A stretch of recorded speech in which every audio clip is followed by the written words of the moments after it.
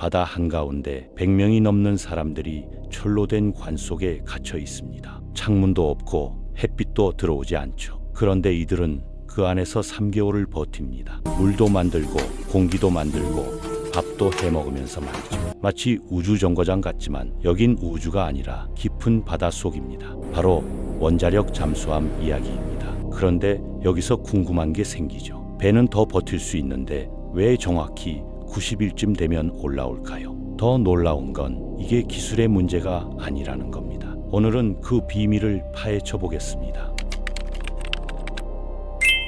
많은 사람들이 착각하고 있는 부분이 있습니다. 잠수함이 90일 후에 수면으로 올라오는 건 물리적 한계 때문이 아니거든요. 원자로는 20년 넘게 가동될 수 있고 선체도 훨씬 더 오래 버팁니다. 진짜 이유는 훨씬 더 현실적이죠. 사람이 한계에 부딪히는 겁니다. 식량이 바닥나고 승조원들의 정신 상태가 위험 수위에 도달하고 필수 장비들의 정비 시점이 도래하는 거거든요. 냉전 시대에 미국과 소련이 전략 원잠과 공격 원잠을 실전 배치해서 운용해 보니까 90일에서 110일 정도가 한 사이클로 가장 효율적이라는 결론이 나왔습니다. 이건 기술적 최대치가 아니라 인적, 물자적, 정신적 요소를 종합적으로 고려한 운용상의 평균값인 겁니다. 기계의 한계가 아니라 인간과 조직의 한계를 기준으로 설계된 수치죠. 원자력 잠수함의 근본적인 차이점부터 짚어봐야 합니다. 재래식 디젤 잠수함은 배터리로 수중 항해를 하는데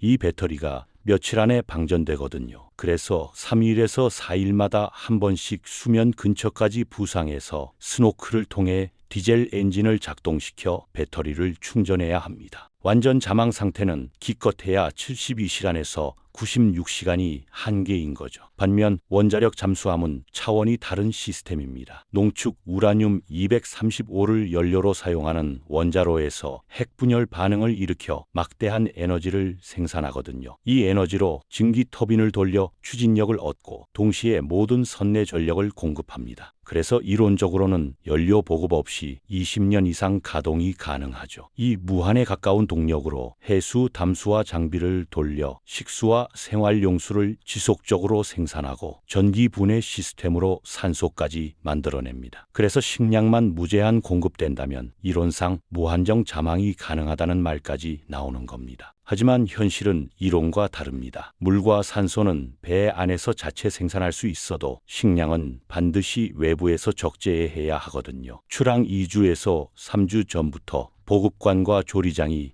정밀한 계산에 들어갑니다. 승조원 수가 대개 100명에서 150명 사이인데 이들이 90일 동안 소비할 식량의 총량을 산정하는 작업이죠. 건조식품, 냉동식품, 통조림을 수개월치 적재하긴 하지만 저장 공간에는 물리적 한계가 존재합니다. 게다가 시란이 경과하면서 식품 품질이 저하되고 단조로운 메뉴 반복은 승조원들의 심리적 스트레스를 가중시키거든요. 영양학적 균형도 고려해야 하고 탄수화물과 나트륨은 줄이고 단백질, 비타민, 미네랄은 늘려야 합니다. 이런 모든 요소를 감안했을 때 대략 3개월치가 효율성과 실용성의 최적 균형점으로 판단되는 겁니다. 식량 저장 방식 자체가 독특합니다. 잠수함은 공간 제약이 극심하기 때문에 식당 바닥부터 복도, 심지어 어뢰실까지 모든 가용 공간을 활용하거든요. 대형 샤10 통조림 캔들을 층층이 쌓고 그 위에 합판을 깔아서 임시 바닥을 만드는 방식입니다. 밀가루, 야채, 과일, 커피 등이 담긴 이 캔들을 소비하면서 점차 바닥 높이가 낮아지는 현상이 발생하죠. 이걸 먹으면서 기를 내는 것이라고 표현하는데 말 그대로 식량을 소비하면서 활동 공간을 확보하는 겁니다. 어뢰실 바닥에도 식량 상자가 빽빽이 쌓여 있어서 초반에는 어뢰 관리 작업조차 제약을 받을 정도거든요. 이 시스템으로 90일에서 120일치 식량을 적재할 수 있는데 승조원 규모에 따라 대략 15톤에서 25톤 정도의 물량으로 추정됩니다. 원자로 수명은 수십 년이지만 식량이 실질적인 작전 기간의 한계를 결정하는 거죠. 주방 운영 체계도 일반적인 환경과는 완전히 다른 구조입니다.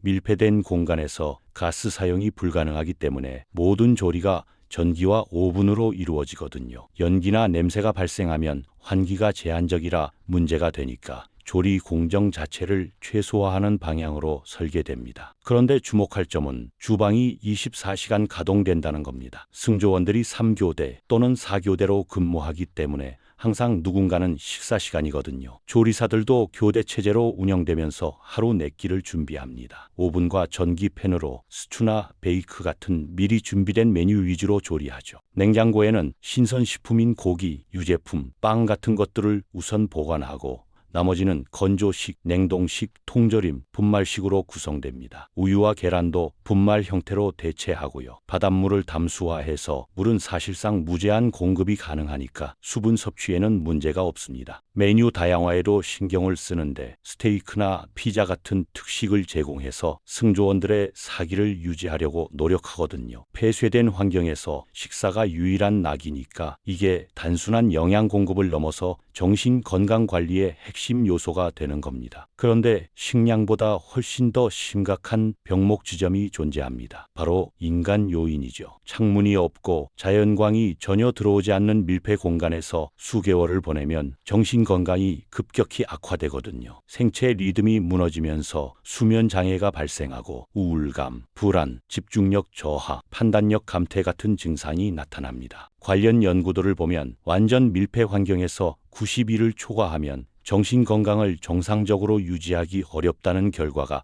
반복적으로 나오거든요. 잠수함은 승조원이 다수라서 고독감은 덜하지만 그래도 3개월 전후가 심리적 피로도의 결정적 변곡점으로 작용합니다. 비타민 A와 B6 결핍도 문제인데 이게 시각 적응 능력을 떨어뜨리고 우울증 위험을 높이거든요. 그래서 종합 비타민 보충과 인공 조명을 통한 일광욕을 의무적으로 시행합니다. 실제 잠수함 내부의 근무 체계를 보면 더 극단적입니다. 많은 잠수함에서 하루를 24시간이 아니라 18시간 단위로 운영하거든요. 6시간 근무, 6시간 학습 및 정비, 6시간 수면이라는 패턴입니다. 이 시스템이 초반 몇 주는 적응 가능한데 8주에서 9주를 넘어가면 누적 피로가 임계점에 도달합니다. 사고 발생 확률도 급증하고요. 승조원들이 원자로 제어, 소나 운용, 무기 시스템 관리 같은 고도의 집중력을 요구하는 업무를 수행하는데 판단력이 흐려지면 치명적인 결과로 이어질 수 있거든요. 그래서 일정 주기마다 반드시 육상에서 휴식하고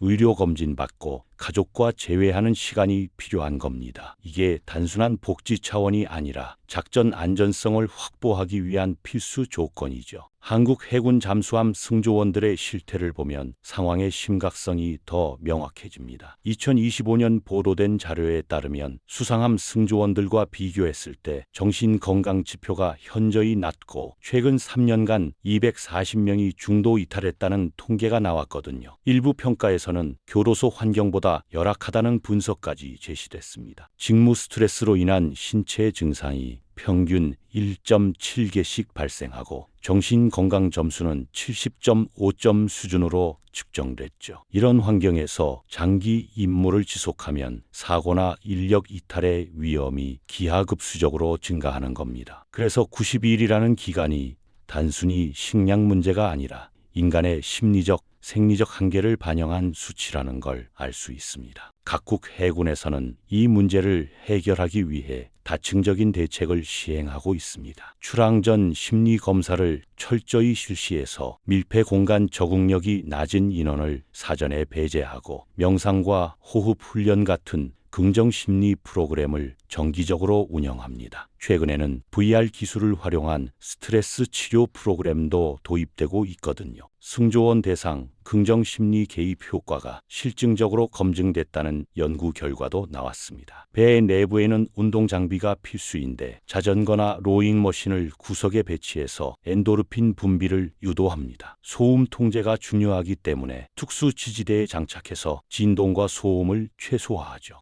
영화 감상, 게임, 음악 청취 같은 레크리에이션 활동도 보장되는데 대부분 헤드폰으로 이용합니다. 생일 같은 개인적인 기념일도 챙겨주면서 팀 결속력을 강화하고요. 지휘관 주도의 정기적인 대화 시간과 동료 지원 네트워크도 운영되며 제한적이긴 하지만 가족과의 연락도 허용됩니다. 이런 프로그램들이 고립감을 완화하고 정신 건강을 유지하는 데 결정적 역할을 하는 겁니다. 교대 시스템은 피로 누적을 방지하는 핵심 메커니즘입니다. 대부분의 전략 원잠은 이중 승조원 체제를 운영하거든요. 미국 트라이던트 SSBN의 경우 224일 사이클로 설계돼 있는데 A 승조원이 77일 작전을 수행하면 35일 동안 두 팀이 공동으로 정비 작업을 진행하고 이후 B 승조원이 77일 작전에 투입되는 구조입니다. 이렇게 순환하면서 연간 154일 정도를 해상에서 보내게 되죠. SSGN 미사일 원잠은 작전 범위가 넓어서 사이클이 461일로 더 길고 73일 작전을 2회 실시한 후 해외 기지에서 100일간 정비하는 패턴입니다. 한국이나 다른 국가들은 비제일 잠수함 위주라서 3주에서 4주 작전 후 귀향하는 단기 순환이 일반적인데 원자력 잠수함을 도입하면 60일에서 90일 표준으로 전환될 겁니다. 그리고 잠수함에서 3년 근무하면 육상부대에서 2년에서 3년 휴식하는 로테이션 시스템을 적용하고 있습니다. 이런 주기를 통해 정신적 피로도를 90일 이내로 관리하면서 정비 기간에 심리 상담과 휴가를 제공하는 거죠. 보급 방식도 계속 발전하고 있습니다. 기본적으로는 출항 전에 모든 물자를 적재하지만 작전 중 보급을 통해 임무 기간을 연장할 수 있거든요. 연결 보급 방식은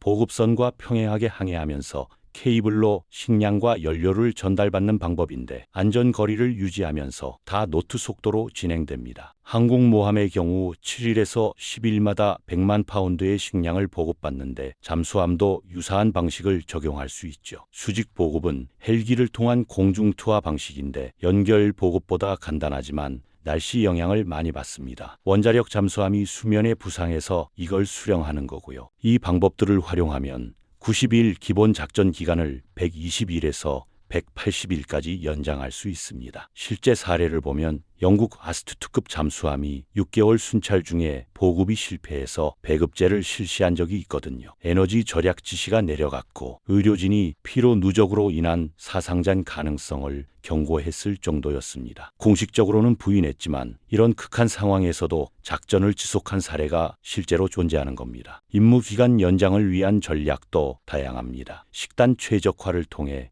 칼로리 밀도가 높은 건조식과 영양바 비중을 늘리고 폐기를 최소화하면 배급제로 10%에서 20% 절약이 가능하거든요. 인원 관리도 중요해서 정원 초과를 철저히 방지하고 임무가 80일을 넘어가면 반드시 휴가를 보장합니다. 독일 유보트도 2차 대전 당시 3개월을 한도로 설정했었죠. 담수화와 산소 생성은 무제한이고 AIP 잠수함은 20일에서 30일 연장이 가능합니다. 미군은 90일에서 120일을 표준으로 운영하고 있고요. 하지만 정신적 피로와 사고 위험 때문에 120일을 초과하면 위험도가 급격히 상승하는 게 일반적인 평가입니다. 식량과 정신건강 외에도 정비 요구가 중요한 제약 요인입니다. 원자로, 기계실, 소나 장비, 미사일 및 어뢰 발사관 같은 핵심 시스템들은 일정한 정비 주기가 설정돼 있거든요. 수중에서 응급조치나 경미한 수리는 가능하지만 근본적인 점검과 부품 교체는 반드시 정비시설에서 수행해야 합니다. 잠수함이 극한 환경에서 복잡한 장비들을 지속적으로 가동하니까 주기적인 정비가 안전한 다음 임무 수행의 전제 조건이 되는 거죠. 이게 또 다른 90일 주기의 근거가 됩니다. 전략적 차원의 이유도 무시할 수 없습니다. 전략 잠수함은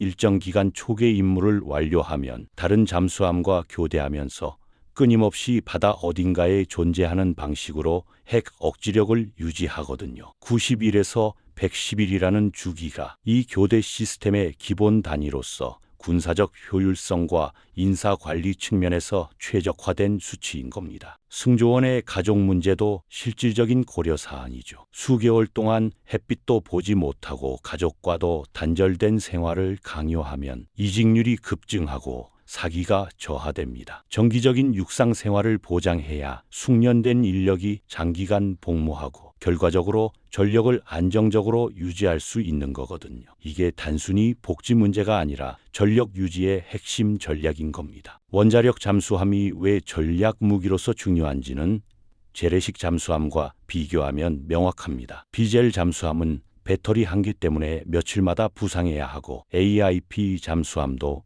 최대 30일 정도가 한계거든요. 하지만 원잠은 90일에서 112일을 완전 자망 상태로 작전할 수 있습니다. 이게 핵 삼각 체제에서 결정적 역할을 하는 거죠. 육상 미사일과 공중 발사 폭탄은 선제 공격으로 무력화될 가능성이 있지만 심해에 숨어 있는 잠수함은 탐지 자체가 거의 불가능하거든요. 그래서 탄도 미사일 잠수함이 최후의 보복 수단으로 기능하는 겁니다. 적국이 선제 공격으로 모든 전력을 파괴해도 어딘가 잠복한 잠수함 한 척이 반격할 수 있다는 가능성만으로 선제 공격 자체를 억제하는 효과가 있습니다. 이게 바로 전략적 균형을 만드는 핵심 메커니즘이죠. 미래 전망을 보면 기술 발전이 계속되고 있지만 인간 요인은 여전히 핵심 제약으로 남을 겁니다. 3D 프린터 식품 생산 기술과 자동화된 보급 시스템이 도입되면 180일 이상 작전도 가능해질 거라는 예측이 나오고 있거든요. 긍정 심리 프로그램과 VR 치료가 표준화되면 승조원 유출률도 감소하고 작전 지속성도 향상될 겁니다. 하지만 현재 시점에서는 90일에서 120일이 현실적인 표준이고 이게 당분간 유지될 가능성이 높습니다. 결론적으로 잠수함이 90일 만에 수면으로 올라오는 이유는 명확합니다. 기계의 한계가 아니라 인간의 한계거든요. 원자로와 선체는 훨씬 더 오래 버틸 수 있지만 사람이 그 한계를 결정하는 겁니다. 식량 고갈, 정신건강 악화, 정비 필요성, 이 세 가지 요인이 복합적으로 작용해서 90일이라는 숫자가 도출된 거죠. 냉전 시대부터 현재까지 수십 년간의 실전 운용 경험을 통해 확립된 이 기준은 앞으로도 인간의 생리적, 심리적 특성이 근본적으로 변하지 않는 한 유지될 겁니다. 기술은 계속 진보하지만 인간 본성의 한계는 쉽게 극복되지 않으니까요.